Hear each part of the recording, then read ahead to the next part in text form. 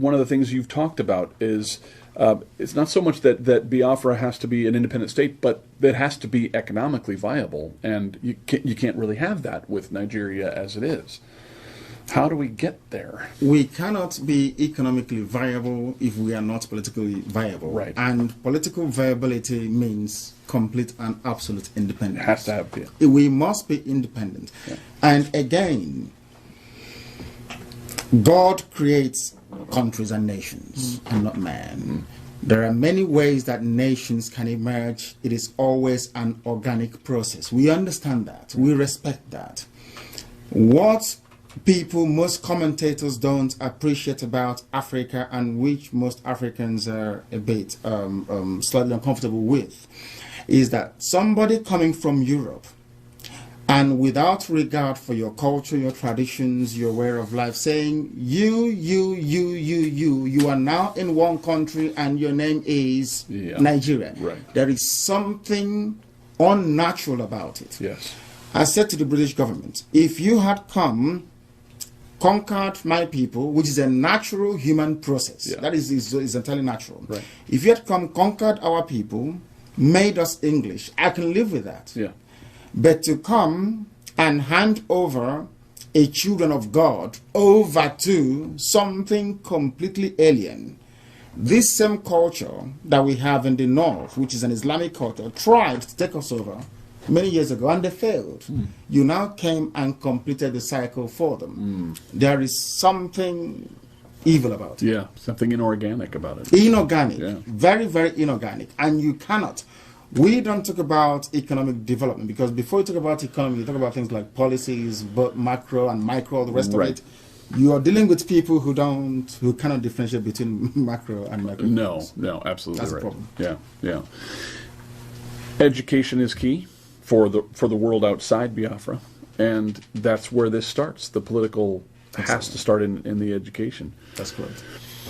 When you speak to people in the UK, people in the US, is there an openness to independence for Biafra? No, there isn't. It's what you get is very condescending, wishy-washy. These are black Africans. Really, what do they know? Sort of attitude. We know best than they do, and we try as much as possible to enlighten and educate the American and, by extension, the European audience to the fact that before you had freedom and liberty in any part of the world, in Biafra land we had freedom and liberty. Before you had political asylum in any other part of the world, where I come from, there was political asylum being granted to people. That is the meaning of Biafra anyway. Come and join if you believe in our value system. We had a series of both political, legal, and legislative structures that endured for thousands of years. These were unceremoniously swept away in the name of, I don't know, civilization or advancement. Right. Therefore, the British must be questioned, or the mentality or the psyche of Europeans and, by extension, Americans must be put to the test to explain, to rationalize why the emergence of states in Africa cannot be allowed to adopt the same organic route by which every other civilized nation emerged. Why is that impossible? That's what I ask Americans and Europeans. And their answers are not good. There are no answers. Yeah. They don't have any answers to it. All they say is that, why don't you just get on with it? I want the same things that you have in America. I want liberty, I want freedom, I want all the rest of it. That is what makes you a human being, or else you're an animal. And being forced to live in cages in Africa, or being forced to live more or less like animals, is not a situation we are prepared to tolerate for very long. No. Yeah. Death is better. Have there been armed clashes between Biafrans and Boko Haram? Has there been a defense of Biafrans? No, not at all, because we are not allowed to defend ourselves. They can kill us. They can get arms flowing in from Lebanon, from Iran, from Saudi Arabia. There are jihadists coming from all over the place, coming in there. There was a plane load of arms that came in, was detained at the airport from Egypt. The Arab world, that is what drives me insane. The Arab world and the Islamic world are busy supporting Boko Haram in their stated aim of spreading Islam to Christians in Nigeria. The Christian world are not reciprocating. They are not coming to our rescue. I don't know how you can defend yourself against somebody who is armed with RPGs, armed with AK-47s. I don't know if you do that through prayer and fasting. I do not know. Right. But that is the sort of condition we're faced with. In other words, as we speak right now, the process of Islamization is gathering momentum and no one is doing anything. Right. It's medieval. It's you will convert or you will die. They crucified some people. Was it 2 days ago? I think we've got the pictures on Facebook. They crucified some people. They actually crucified. Yeah, they did. Yeah. There's something ISIS is doing that they're doing that you either convert or we kill you. And I don't know why the world expects us to deal with that. It's either there is something going on. It's either everyone else is a Muslim. That's why I say sometimes that everyone in the West is a Muslim. That's what I say, because you couldn't possibly keep quiet when such a thing is going on. No. It's terrible. No. Terrible. You're opening my eyes in ways I knew this was going to be eye-opening. I did not realize what is happening. Who is Boko Haram organically? Are they a government creation? Are they... Boko Haram is, you need to understand the geopolitics of Nigeria to then start comprehending the concept or the ideology that drives the insanity that is Boko Haram. In the north, you have the areas you call the Mohammedan Emirates of the North. These are people who are predominantly, by ancient culture and tradition, Islamic. They are Hausa, Fulani people. In the west, coming down near Lagos, is you have the Yoruba people, and in the east you have the Biafran people. Now, the Hausa Fulani people, we are told by the British that they have the right to rule in perpetuity Nigeria. The British in 1953 and 57 were involved in a massive fraud to rig the census results. In other words, they skewed the numbers to always favor the Hausa Fulani people that they may remain in power. And the reason for that is that the British is scared that Biafran people, especially the Igbos, are somehow human, that we can think properly. Yeah. And we have the oil. The oil wells is in the oil wells, the reserves, everything is where we come from. In Biafra. And the British couldn't retain or sustain their colonial presence in Africa because the USA asked them to leave. So what they now did is to take the control of the oil, hand it over to a group of people they think they can manipulate very easily. That's all. That's what has happened. And now they now believe that they have the right to rule. Unfortunately for them, President Goodluck Jonathan, the incumbent, emerged out of circumstances that could be described as somehow mysterious. He came up as the president, and now they don't like it. 3 people funded Boko Haram: the ex-president, head of state Buhari, another ex-head of state Hausa Fulani Islamic person called Babangida, another vice president Atiku Abubakar. They consciously went out to fund Boko Haram because Buhari said after Jonathan won the 2011 elections that I will make the country ungovernable. He said it openly. And they went ahead to do it by killing poor, defenseless Biafran Christians, because they know that Christians around the world will not come to our rescue. Yeah. They also know that no other people will come to our rescue because they don't want us to emerge as a people. That's a problem. Yeah. So the British don't want you to emerge as a people. No. Aha. That's a problem. It's a huge problem. Massive. But this time around, whether they like it or not, I'm sure the British didn't want the USA to emerge either. No. Whether they like it or not, we shall emerge. Yeah. Or everything else there will die. It'll have to. I mean, It's one or the other at this point. One thing has to happen. Either we have Biafra or we all die. There's no going back this time around. There'll be no exile, no running away. That is our land. We've lived there for thousands of years.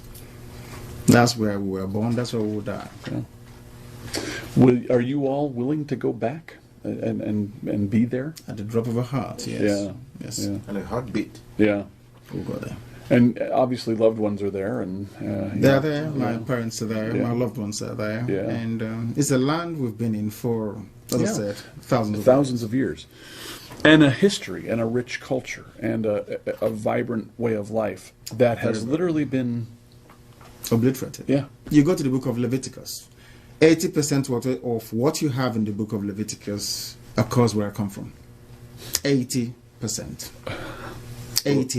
The Levitical law. Everything. Yeah. Everything. It wasn't us. I strongly believe, this is my hypothesis, of course I hold on to it very strongly. As soon as the British discovered in the late 18th century, because the same Hausa Fulani people in Zamfara told them, I think I have the map somewhere in London, that across that river lies what they believe to be part of the lost tribe of Israel. All hell broke loose. Yeah. There was then a very systematic and deliberate policy to obliterate our history. The British first said that the Igbos don't have any history. First of all, they removed the name Biafra, which was exactly the name they used to go into treaties with us. They use, you see there clearly written, the chiefs of Ishekiri and Biafra. They then quietly took that away to now only take a component of that, one clan alone, which is Igbo. Because in Biafra you have the Idoma, you have the Igbo, you have the Bibio, you have the Efik, you have the Izon people, which they call Ijo, you have the Shekiri, you have the Robo, and some parts of Igala. Wow. These are the 7 people that make up, these are the 7 tribes that make up Biafra land. The British came, then isolated all the rest, those of our cousins around us, and focused their attention on us. But there's one good thing about it, is that in their amalgamation document that they produced in 1904 or thereabout, which I still have, they made reference, the very first time a European is referring to an African race as great. Yes, the man said the great Igbo race across the Niger. And that speaks volumes. And the Niger's the river. The river, yes. And so Nigeria is taken from just drawing lines on the map from the river. Of course, yeah. That's the name. I mean, the name is Nigeria, named after a river. Before that was the Royal Niger Company, which is a British company, right, which by royal charter was running the whole place. And then from there, incrementally, I have all the paperwork that they signed.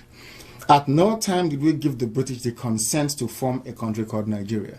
At no time in our history. I have all the paperwork. We gave them our land to trade. Right. That's all. But they went ahead and gradually decided to form a country. They despised us so much that they handed us over to Hausa Fulani Islamic Caliphate. And now they're killing us and nobody's coming to our rescue, which I think is very sad. If we come to the rescue, how are we coming? We need support from USA, from United States government, from the Christian community in the USA, and more importantly also from the Jewish community in the USA. They did something, in fairness to them, in 1968, 69, 70. The Jewish Congress in the USA did something. They tried to lobby the US government and Congress to do something about Biafra. From these 3 groups, we expect a lot to come from them to pressure the Obama administration to support what we are doing, to make sure that Biafra comes to exist. Biafra is the only natural ally that USA will ever have in Africa. In Africa, yeah. Natural. We are never going to bomb USA, are we? We can come here to work for you. We're never going to kill you. That's right. number 1. Yeah. We are very, very loyal, hardworking, and friendly people. Go and ask anyone, they will tell you. And I see no reason why a people that believe in the irreducibility of an individual, that believes in liberty, that believes in equality and in freedom, the same creed, the same ideals upon which this very great nation, USA, was founded upon, why would you not naturally gravitate towards those people? I can't understand it. Right. And if you want to stop the menace of Boko Haram, they should support the creation of Biafra. Absolutely. That's all they need to do. We don't want them to do anything. Just come at the UN or make a press statement in the White House by saying that the people of Biafra, their suffering is intolerable. We may have to revisit the issue of them still belonging to one Nigeria. That's what they need to say. That's all. And it would change. It's done. Yeah. It's a game changer. It's finished. Yeah. Wow. We don't need U.S. troops to come. No. We are more than capable. We held out for 3 years. Yeah. Against the combined might of Britain, USSR, and the entire Arab world. Yeah. For 3 years. So we can deal with them. Trust me, we can. We can. And do they want that? Does Boko Haram want that? Do they want that violent end? They do. And sometimes in life, you need to confront them violently. Yeah. Or else it will continue to fester. Yeah. We must meet them. And that's hard as Christians. Yes. That's hard very, as very hard, because we don't take life where we come from. No. In other cultures and religion and language, you call another person a human being or a person. Where we come from, we say mad, which means the beauty of life. So you're forbidden from killing anybody. Yeah. You don't kill somebody, because that is the embodiment of God's creation. A person is known as mad. Mad means beauty of life. So you don't take life. So it's very hard for us. Yeah. But you've been pushed. No, we are being killed. Yeah. Killed. Every day. Not pushed, killed. Not pushed, we are being killed. Let me ask a couple. Sure. I'll sit down here too. Christians, by and large, seem to be oriented towards individual faith, and they seem to be reluctant to face the fact that at times war is necessary. They call the concept of a holy war being something that you have to struggle with. How have you looked at that? How do you take your faith and the need to sometimes go to war? How does that work for you? How have you? Because you're a very thoughtful man, and I know you've had to look at these issues and defend it. Yes, the thing is this: my faith taught me to value life, to try to live by the same tenets that have been preached over the years, as contained in the Bible. But there comes a time when self-preservation takes precedent over and above whatever we may think suits us individually. Because by going to war, we are seeking to preserve, in our case, the children of God. If you do nothing, you become extinct. And there will be no one left to worship God, will there? Where we come from. So the best thing for us to do is to try as much as possible to reason or come to some level of agreement or accommodation with our adversaries, which has failed so far. The only alternative left for us is to go and meet them wherever we can find them. And we don't have any difficulties, because the reason why you have the U.S. Army is to preserve the ideals upon which this country is founded upon. Even your own body has its own defense immune system, isn't it? Without it, the human body will perish. Everywhere you go to, even in heaven, you have angels with their swords guarding the gates of heaven, you know, against the forces of darkness and of hell. So even if you extrapolate the argument and take it away into the natural world, where nature rather than reason obtains, you will still see the same phenomenon and forces at play, that there is need for you to defend yourself. I have another question, and that is, certainly our founding fathers had to struggle with that very issue. And as it related to England, they had a strong faith, different faiths, possibly, but they had to come up with a Declaration of Independence. You are the vocal person that has really brought together Radio Biafra. What are the coalitions you have? Do you find that you have... How would you write your Declaration of Independence? What would be included within that? What are the values? Would there be religious freedom for other people who have a different point of view? Yes, there will be religious freedom. We've had it before. By our very nature, by our name, Biafra means come and join. Aha. That's the meaning of it. Yeah. Everybody including the Sultan of Sokoto, can seek asylum in Biafra, will respect him and will allow him to come in. It's in our nature, that's how we are. From childhood, your thoughts. If your mom is beating you up or whatever, or chastises you a lot, you just run to the next person. All you need to do is to hold them very tightly, and your mom or your dad will never touch you. We've always had it.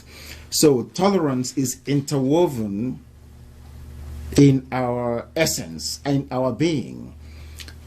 Freedom, freedom, freedom.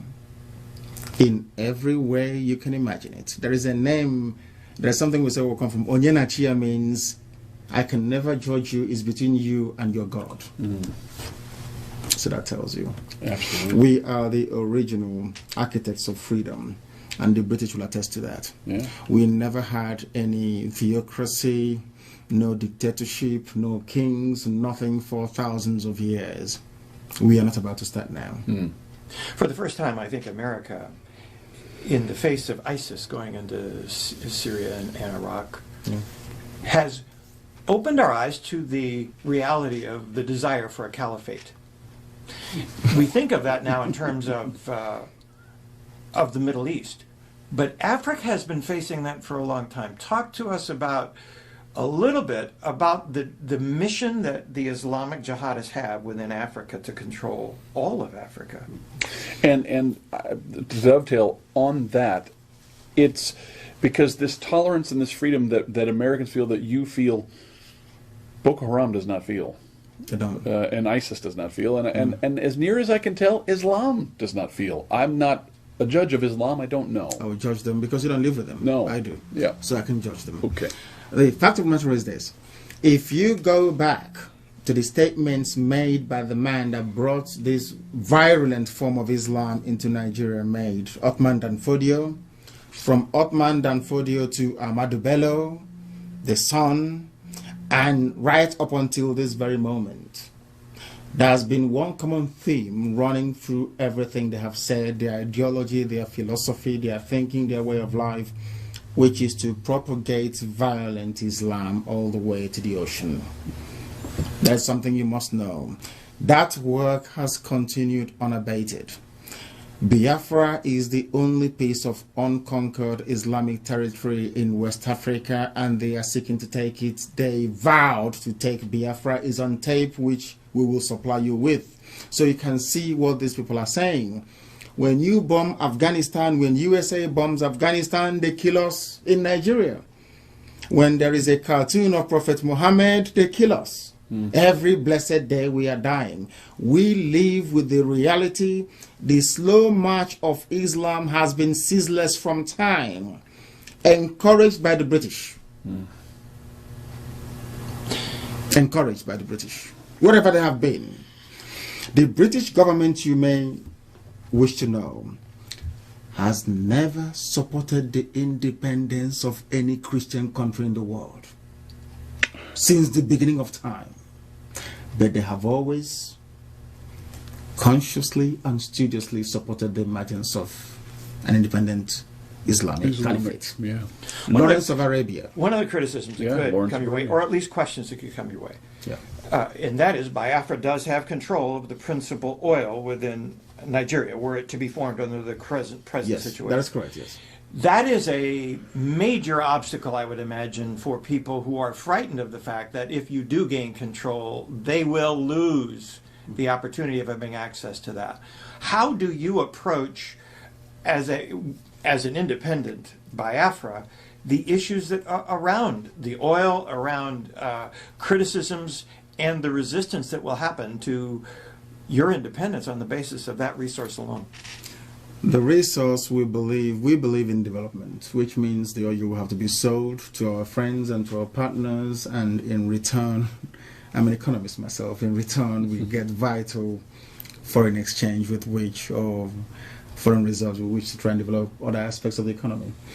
We believe in what investment. We would like companies from countries that are friendly and supportive of Biafra to come in to invest in Biafra. We want investment. We don't want to be like Saudi Arabia, you sell oil and you buy everything else. No. Right. We want tangible, concrete investments to come in. We are not going to drink the oil. is a natural resource. We need to give it to the economies of our friends to keep growing, because a very healthy US economy or a very healthy EU economy is also going to be beneficial to Biafra land. So we can find export markets for our goods and services. We are like that. I mean, we're not...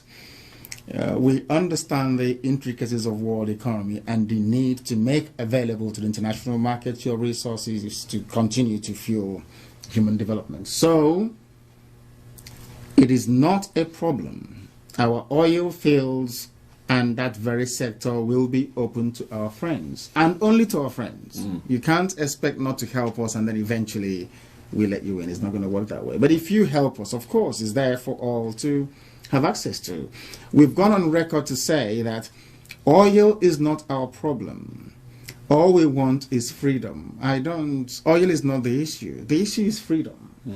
Once we have freedom and a semblance of dignity, then we can exist as human beings, because right now I don't see myself as a human being. A monkey is better than me because I don't have freedom. One of the things that it's always impressed me, the more I've come to know about your country's history, is the productivity of your people through the ages. You have been, and now many of them who have left Nigeria are all over the world, being productive, hoping that this would happen. I know when Israel eventually became its own country, there was a homecoming, and probably millions of people going to their homeland again. Is that part of your vision? Tell us a little bit about your vision for the future. They will come back, including some of you from the USA as well. That will be the most natural home for African American people. It will be natural. That will be very, very natural for them to come to, because if you look at the map of Biafra, which is right here in front of us, you will see that the rising sun is cleverly positioned on the black strip of the flag, which means that we bring light where there is darkness. That's what we do. Everybody will run open doors, not just for Biafrans, but also for African Americans that have not been able to connect with Africa for very many centuries. They can come back and become a part of it. Because, mind you, most of the people that were taken away from Africa to come to work in the plantations of the USA came from the Bight of Biafra. This is where we come from. We open our doors for them to try and come back in. Everybody is welcome to come back, to be there. One of the things they talk about in the Middle East is that none of the countries there outside of Israel passed the public square test. And the public square test is that you can stand on the corner of a street and be critical of their government and their religion and survive. It seems to me this is a stand for freedom and for liberty. Yes. And your focus on liberty is a very important part of what drives you. Yes. Talk to us a little bit about your own journey. I mean, you have gone through beatings. I understand you've been in... everything. I've been stripped naked and everything for my faith. Because talk to us a little bit about your journey, because it has been a personal one where you continue to be a voice for Biafra. Yes. It started very many years ago. I was educated in England. I went to school in London, and upon graduation I decided to serve my people, because I didn't like what was going on. We have a group of friends, about 6 of us from Africa. We said when we graduate, we pick one tiny African country and go there and try and develop it. Very, very thoughtful and quite progressive of us. And upon graduation, the rest got very blue chip jobs and developed cold feet. I decided to carry on with it, because I felt that the only thing that makes you human is your ability to reason. And as an African, as somebody from Biafra land, unless my land reflects what I believe I possess up here, then I have not made any telling or meaningful contribution to the advancement of mankind. So I decided to plug ahead with it. I went home initially to try and see what we can do to start a revolution on the ground, because the existing order is essentially irredeemably corrupt, as you well know. So we started it, and it didn't quite go very well. I came back to the UK, reassembled, and went back again. We met a few people. We started Radio Biafra. And we started preaching the truth in 2009. And some people were uncomfortable with it. And when I traveled home for a private family ceremony, I was kidnapped. I was beaten, I was tortured, I had people spit at me, some urinated and poured it at me, and for speaking the truth, for telling them that the way they were doing things weren't proper. That wasn't enough. I was arrested before then at Murtala Mohammed Airport. I was detained for 8 days solitary confinement at the SSS headquarters because I was preaching Biafra, had some Biafra materials on me. And after that, I was transferred to Abuja under military escort, a 5-car convoy. I was detained for 3 months, solitary confinement again. And there I met the coup plotters from Equatorial Guinea, Mark Thatcher, all the rest of them. And actually, I think the reason why God sent me there was because to save the lives of those people, I believe. Because had I not gone in there, they would have been killed. But as soon as I came out, I told Amnesty International what was going on, and then they started to sort of fight for them to be released and stuff. So I came, and then I struggled again to start Radio Biafra. People weren't forthcoming. I became homeless in England as a result of it because I was investing so much in broadcasting on shortwave, which is it's very prohibitively expensive. And then we continued, went on to the internet, that our budget could carry us, and then now we're on satellite. So, and it's been relentless, because one thing is, if you're doing the right thing, which I believe we're doing, you continue doing it until at a time when the world will then come to the realization that what you're saying is true, because the suffering has continued, the killings, the death, the deprivation, the deportation. I'm not sure you know that you deport people. Do you know you can deport somebody from a part of Nigeria to another? How do you do that? By forcibly removing them from the street, yeah, locking them up somewhere, putting them in a vehicle, and then transporting them to wherever you want them to go to. Americans have seen, quote, the Arab Spring actually create more chaos in Africa and the Middle East. It is unchained even worse conditions. Israel. Now you're talking almost like a Christian spring. What's different about your approach? How do you move from talking about it on Radio Biafra to actually having it happen? You mentioned, boy, a couple of statements by the government of the United States would help in the UN, those kinds of things. But tell me, how does that move? What's it different? How's it different? That's what people are waiting for. People keep asking us all the time, what is the U.S. government stance on what we are agitating for or talking about? What is the UN saying? That's what they want to hear. Right. What does America think and the UN? So for us, that is the trigger. That is the catalyst. That will solve a lot of problems. And the world must be able to rise up and be very mature about it, to say to themselves that in Africa, actually, we do have human beings who can reason properly and not try to be as condescending as they've been all this while, or to for years. I mean, there seems to be this very funny thing that self-awareness of criticism works in the West, but you, as a black person from Africa, you're not allowed to criticize yourself or something. I don't believe in that. I believe in being self-critical. If I've done something wrong, I believe in appraising myself. How we're going to do it is very simple. The American public is also very critical in this. If the American public can give us their support, that will then spur us on to go back to our people and to say the government may not be listening, but the people that own America are listening, and we can work with them. That will then give them the impetus to go ahead and rightfully possess what belongs to them. Because one thing we're not going to have, which is what we're making it very clear to the world, is this: the status quo can't continue. I'm afraid it cannot continue. It can't. And in terms of controlling the outcome, the aftermath of any kind of spring that may result, is that you always look at the value system of a people. That is the determinant. That determines the outcome. Those of them that believe in unwavering Sharia Islam, you always know that you cannot have a democracy, liberty, or freedom under Islamic rule. It's there in the Quran if we bother to read it. It's there. It can never happen. And then you have Biafrans on the other end of the spectrum that believes in libertarian values, not just liberty. We are libertarians to the extreme. When you grow up where we come from, you migrate a few miles away from your father's house so that your parents would even have to disturb you. You go there and grow your own family all by yourself.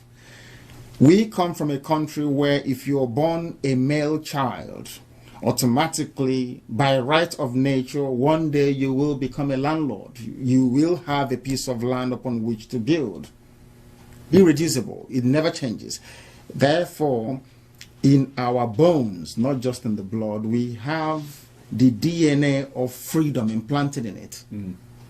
All these things changed, and we're trying to go back to it. So we can never, the excesses of what happens when you have a new African country won't apply in our case, because frankly we're not like them. Right. Can never be. Yeah. We are different.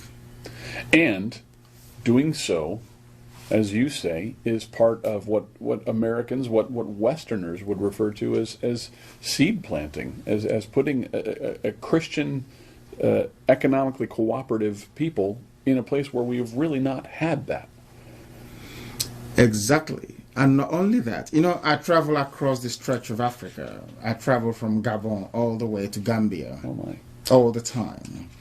And I can't, it would please me to see Americans, all these my people here, bring down their friends to come home on holidays to say, these are my friends, I brought them from the USA and all the rest, for us to enjoy. You can't do that anymore, can you? No. Because you're afraid of kidnappings and all the rest of it, all these social vices and ills. The best thing that America can ever do in terms of its foreign policy is to support the emergence of Biafra. Ever. Because, as you quite rightly pointed out, from Biafra, America can say, I can always use Biafra as an example. The same way that Israel is used as an example in the Middle East. Isn't it very funny that Israel is the only democracy in the Middle East where you can vote, you can actually stand on the street corner and criticize anybody you like. Including the Israelis. And nothing happens to you. Right. Nothing. I said to people that criticism can only make you get better. It won't kill you. No. It won't kill you. It does nothing to you. Somebody saying, oh, you're stupid, you're this. Tell me what you're doing with our money, our taxes.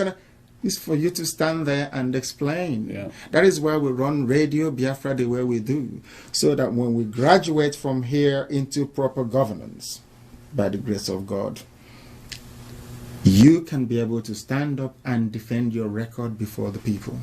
That is how America became the strongest country in the world. Not by doing things in the secret. I said this is something that I used to say to them all the time. Never be afraid of openness. After all, the greatest country in the world does all their inquiries in the open. Is it the Iraq gate? Is it the Watergate issue? Everything is in the open. Did it weaken the presidency? The answer is no, it made them stronger. If you had one more thing to say to the people either on video or in reports, or what would you want to say to Americans here who do value freedom and will want to hear what you have to say? To those Americans here that value freedom and believe in it, it is also their duty to protect freedom wherever they can, to protect people defending the ideals upon which the USA is founded upon. Very, very critical. It is no use saying I'm an American, things works here for me, because in a not too distant future won't work anymore. You can't travel to London because ISIS will be there, I can assure you. Now, it is the duty of America. I mean, the world is at a crossroads right now. As I said earlier during my opening statement, the battle between good and evil, light versus darkness. So it is either you stand in faith with what you know to be correct than for you to be cowed by, I cannot put it, by what you perceive to be the overwhelming preponderance of the forces of darkness. And because of that, you cower into a corner because they're going to come after you. The disease in your body, if you leave it, it keeps festering. You must confront it. London was a revelation to me for that very reason. More Islamic people than I had ever experienced in one place, including all over Austria, Hungary, where I was, and there were some there, but London and there was a protest the day that we were there, and we were walking by Westminster Abbey, and the protest was gigantic, and it was Gazans protesting against Israel, and they were being protected by the UK police, and as is their right to free speech. But one of the signs read "Britain accomplice to murder," and it didn't dawn on me until what you've just said how ironically true that statement is. But it is true. What they have supported will come to bite them. That's what I tell them all the time, that the British made a monumental mistake by supporting the death of 3.5 million of my people. The worst mistake ever made. They will come after them and they will kill them. You mark my words somewhere. The British Isles will be overrun by Islam. yeah, Because they are there already. Do you know that they don't pay for their parking tickets? yes, Do you know that? I knew. I Muslims heard. Number don't pay. one name in the UK for a child is Muhammad. That's correct. Is that right? Yeah. Yes. Go and have a look at it. It is there. So the UK government and her people supported the emergence of Bosnia-Herzegovina Yes. from a predominantly Christian Orthodox area, yes. Serbia and before that Yugoslavia. They supported the emergence of Albania, also Muslim. And what's the other one again? There's Albania, there's Kosovo as well. And the They- US did too. Exactly. Yeah. They supported the freedoms of all the Arab countries away from the Ottoman Empire, Lawrence of Arabia or the rest of it.